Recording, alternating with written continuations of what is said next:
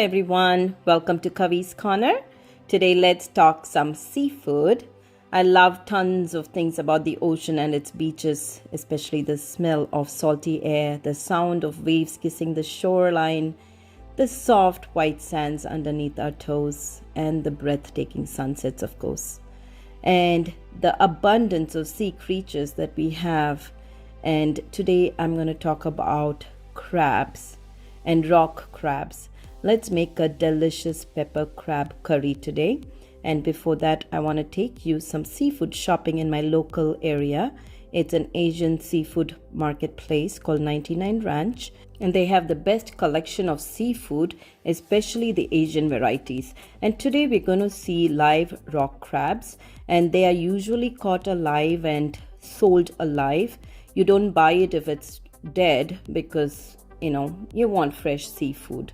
So basically it has to be moving and crawling when you pick it up. And it was a scary experience, but I survived it.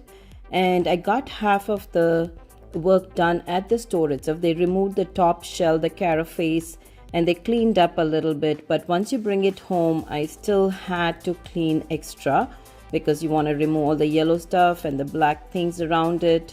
And also when you flip it, there's another shell which needs to be removed.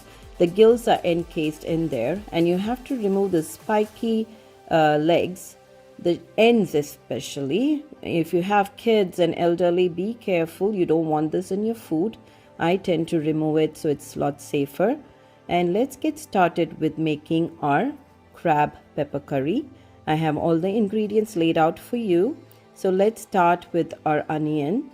I'm going to chop it fine, and then we have ginger, garlic, and some green chilies. We're going to make a paste out of it, and then some tomatoes. I'm going to put all the ingredients in the description box. And today I have some curry leaves which are dehydrated because it's freezing cold outside tonight, and I don't want to freeze my myself. So anyway, for powders we have coriander, turmeric, and chili. We have salt to taste, and we're doing another grinding with coconut, cumin, fennel, and peppercorns. And I'll add little onion to it as well. And these seasonings are all in equal proportion. But for me, I'm running a little cold today, so I'm going to add extra pepper. And let's get started with first sauteing our onions. We're going to chop it fine. But before that, I'm going to get the grindings all together. So I'm going to add fennel, cumin, and peppercorns to half cup of grated coconut, and we're going to make it into a nice smooth paste or gravy or a sauce, you can say it, with little bit of onion. I'm going to put a handful of chopped onion into that grinding and make it into a nice smooth paste or sauce again, with about half a cup of water, so it'll move freely and easily. So let's get started with heating about 3 to 4 tablespoons of oil. I added some fennel, some curry leaves, and the chopped onions. We're going to saute till the onion gets nice and wilted, and it'll turn slight color. And then we're going to add our ginger and garlic paste. So here we have it. Don't let it brown too much. It's going to cook anyway. So add our ginger, garlic, and our green chili paste, and now lower the flame a little bit. You don't want the ginger, garlic, and green chili burning, so make sure you lower the heat at this point, but continue sauteing it. And we're going to add our tomatoes, all the 3 chopped up, and definitely check our description box for all the list of ingredients that you can keep it as a reference, and you can also print it out and put it in a file for yourself to make in future. So add a little bit of salt. That'll actually hasten up the process of sauteing. It'll soften up the tomatoes better and mingle better with the onions as well. And today we're going to add little salt at a time as we go, as needed. And let's go ahead and add our powders. Our turmeric powder first, and then our coriander powder. I'm going to add double portion of what I did earlier. And this will add extra thickness to your gravy and make it nice and juicy enough that the crabs will get infiltrated with this sauce. And red chili powder is only if necessary, because we have black peppercorns in the grinding as well as green chilies. So be very careful. If you don't like too spicy, then avoid the red chili powder. But I like my pepper crab little more spicy, so I will add later depending on if I really need it. So add the little grinding along with the mixie washings into the pot and give it a good stir and let it all come together. And of course increase the heat at this point so everything simmers away. I added extra water because my gravy was a little too thick for my taste.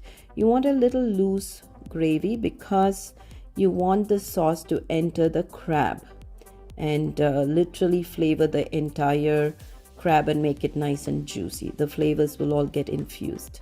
And check for salt and the spice level and make sure it is according to your taste. I needed an extra spice, so I added some chili powder and some salt. And crabs come seasoned by nature, so be careful when you add salt. And stir the pot and keep simmering it. You can actually put a lid and let it all come together. So let's go ahead, add some extra water because mine was really getting thick.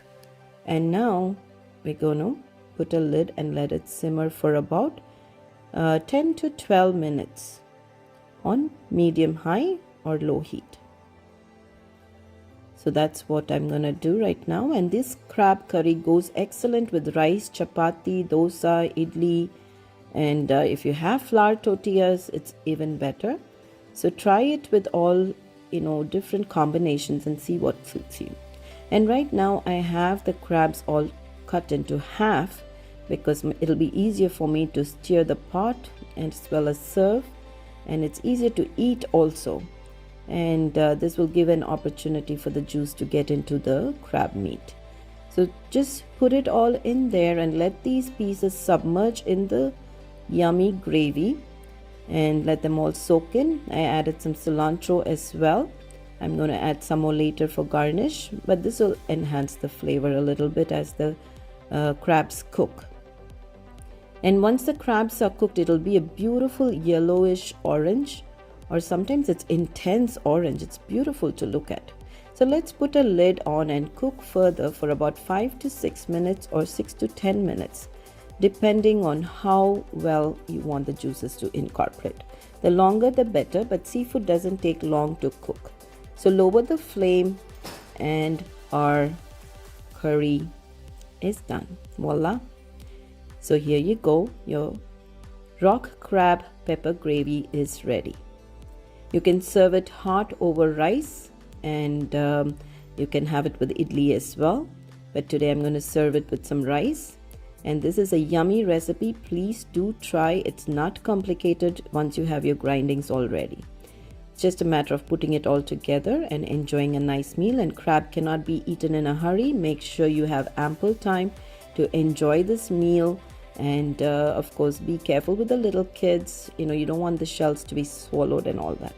But this is very yummy. Please do try and like, share, and subscribe to my channel, which is Kavi's Corner, and leave your comments of how you enjoyed watching this recipe. Today I'm serving this curry with some hot rice and stuffed okra. I will post the recipe for the stuffed okra soon. But in the meanwhile, enjoy this recipe and happy cooking.